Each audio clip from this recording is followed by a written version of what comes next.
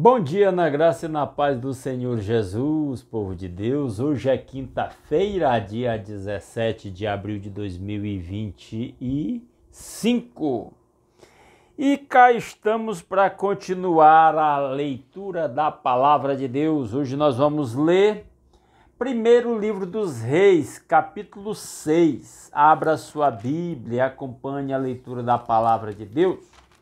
1 Reis capítulo 6 diz assim: 480 anos depois que os israelitas saíram do Egito, no quarto ano do reinado de Salomão em Israel, no mês de Ziv, o segundo mês, ele começou a construir o templo do Senhor. 480 anos, quase a idade do Brasil. Se o Brasil foi descoberto em 1500, nós estamos em 2025, são 525 anos de descobrimento do Brasil, completa agora dia 22, de abril, 21, 22 de abril.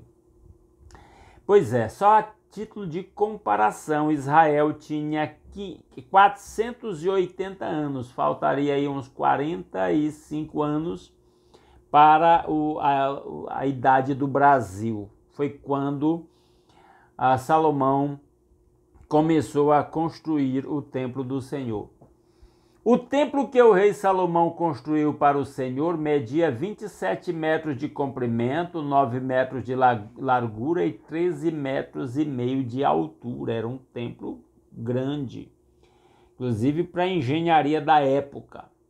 O pórtico da entrada do santuário tinha a largura do templo, que era de 9 metros e avançava 4 metros e meio à frente do templo. Então ele vai dar vários detalhes que a gente tem uma noção assim, mas não dá para bater o martelo sobre as dimensões exatas e os modelos exatos, porque a linguagem das dimensões daquela época é muito diferente do que a gente usa hoje, que são números aproximados, dados aproximados.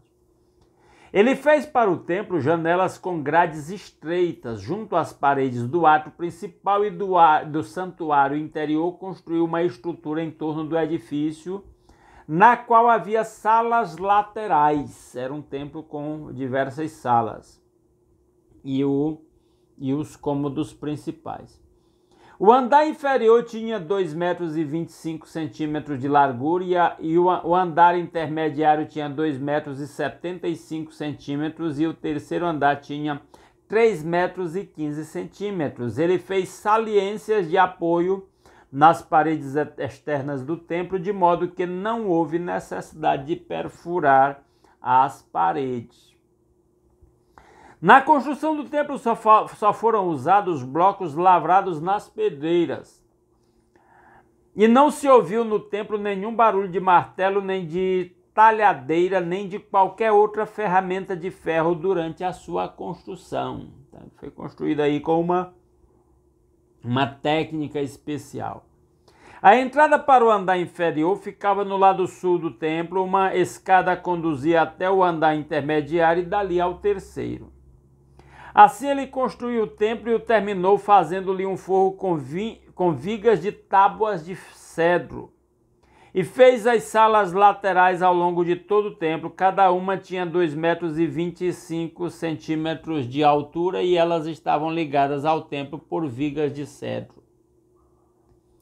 E a palavra do Senhor veio a Salomão dizendo: quanto a este templo que você está construindo, se você seguir os meus decretos, executar os meus juízos e obedecer a todos os meus mandamentos, cumprirei por meio de você a promessa que fiz ao seu pai Davi. Viverei no meio dos israelitas e não abandonarei Israel, meu povo. Note um detalhe. Tinha uma coisa, o templo era importante, mas tinha uma coisa mais importante do que o templo. Era a obediência do povo de Deus. Não são templos e nem rituais que agradam a Deus, mas a nossa obediência, a nossa submissão, a nossa devoção ao nosso Deus. Isso é que conta no final das contas. Deus está dizendo para Salomão: se não tiver essas coisas, O mero templo não vai livrar vocês do castigo da ira do próprio Deus. Assim Salomão concluiu a construção do templo, forrou as paredes do templo por dentro com tábuas de cedro, cobrindo-as desde o chão até o teto, e fez o soalho do templo com tábuas de pinho. Separou 9 metros na parte de trás do templo, fazendo uma divisão com tábuas de cedro do chão ao teto, para formar dentro do templo o santuário interno, o lugar santíssimo, que era onde ficava a arca da aliança de Deus. O lugar onde o sacerdote entrava uma vez por ano para oferecer o sacrifício por si mesmo e por toda a nação de Israel. O átrio principal em frente dessa sala media 18 metros de comprimento. O interior do templo era de cedro, com figuras entalhadas de frutos e flores abertas. Tudo era de cedro, não se via pedra alguma. As paredes eram de pedra, mas cobertas com tábuas de cedro. Preparou também o santuário interno do templo para ali colocar a arca da aliança do Senhor. O santuário interno tinha 9 metros de comprimento, 9 de largura e 9 de altura. Ele revestiu o interior de ouro puro e também revestiu de ouro o altar de cedro, que era o altar onde se oferecia o incenso. Salomão cobriu o interior do templo de ouro puro e estendeu correntes de ouro em frente do santuário interno, que também foi revestido de ouro. Muito ouro na construção do templo para mostrar o seu esplendor, a sua glória, o alto valor que ali era atribuído. Assim revestiu de ouro todo o interior do templo e também o altar que pertencia ao santuário interno. No santuário interno ele esculpiu 2 querubins de madeira de oliveira, cada um com 4,5 metros de altura. Querubins eram seres em formato de seres humanos mais alados, tinham asas. E ele diz: as asas abertas dos querubins mediam 2,25 metros, 4,5 metros da ponta de uma asa à ponta da outra. Os 2 querubins tinham a mesma medida e a mesma forma. A altura de cada querubim era de 4,5 metros. Ele colocou os querubins com as asas abertas no santuário interno do templo. A asa de um querubim encostava numa parede e a do outro encostava na outra. As suas outras asas encostavam uma na outra no meio do santuário. Ele revestiu os querubins de ouro. Então esses querubins faziam uma divisão para separar o lugar santo do lugar santíssimo. Nas paredes ao redor do templo, tanto na parte interna como na externa, ele esculpiu querubins, tamareiras e flores abertas. Também revestiu de ouro os pisos, tanto na parte interna como na externa do templo. Para a entrada do santuário interno, fez portas de oliveira com batentes de 5 lados.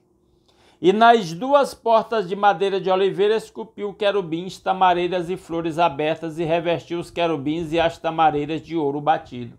Devia ser uma visão muito impressionante de tanta decoração com ouro maciço.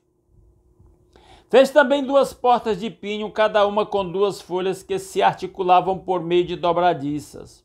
Entalhou figuras de querubins, de tamareiras e de flores abertas nas portas e as revestiu de ouro batido. E construiu um pátio interno com 3 camadas de pedra lavrada e uma de vigas de cedro. O alicerce do templo do Senhor foi lançado no mês de Ziv do 4º ano. No mês de Bu, o 8º mês do 11º ano, o templo foi terminado em todos os seus detalhes, de acordo com as suas especificações. Salomão levou 7 anos para construir aquele templo. Como eu disse na leitura do capítulo anterior, este templo foi prometido, foi dito por Deus para Davi que o filho dele construiria esse templo. Salomão construiu o templo terreno, mas quem está construindo o verdadeiro templo de Deus é Jesus Cristo. E cada um de nós é uma pedra nesta construção, ou um tijolo desta construção espiritual, onde Deus habita através do seu Santo Espírito e do qual o templo de Salomão era apenas uma figura do templo eterno, que somos nós, habitação do Espírito de Deus.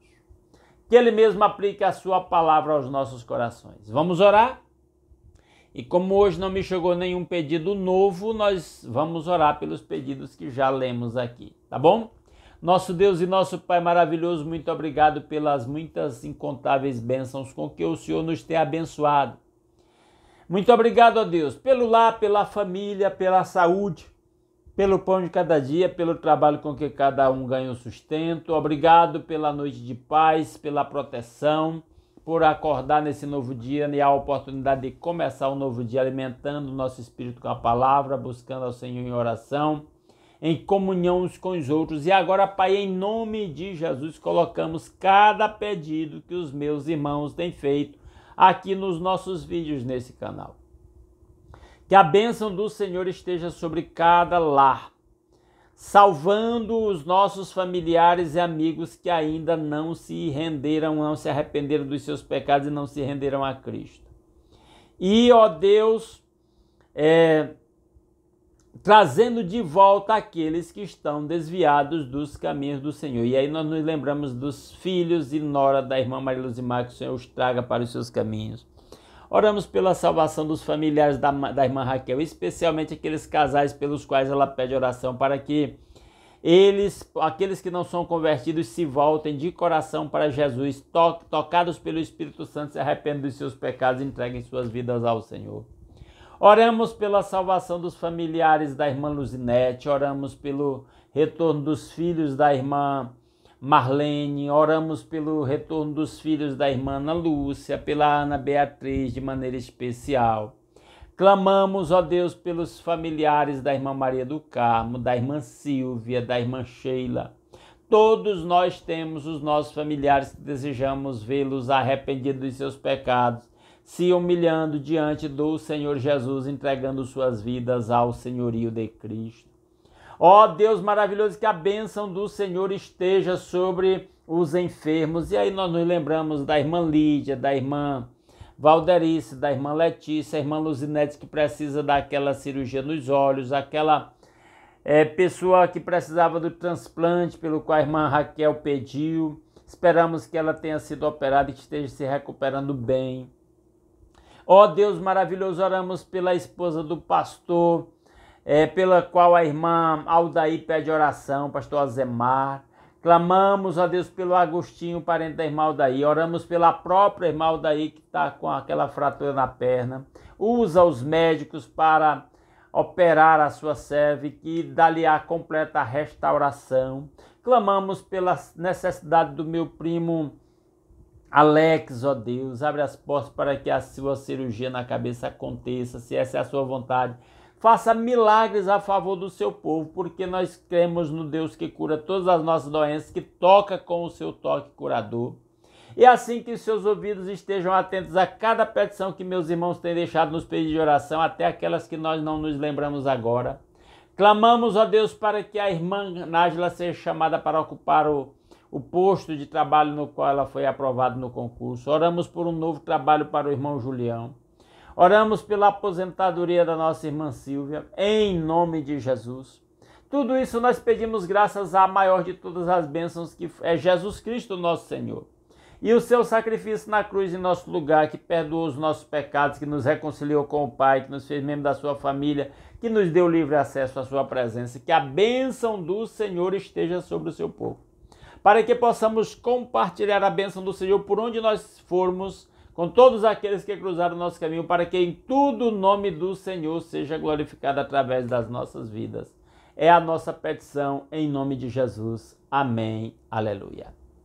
Meus amados irmãos, mais uma vez, muito obrigado pela sua companhia. Se Deus quiser, amanhã às 5h30 da manhã estaremos aqui de volta, continuando a leitura da Palavra de Deus. Aguardamos todos vocês aqui. Um grande abraço a todos.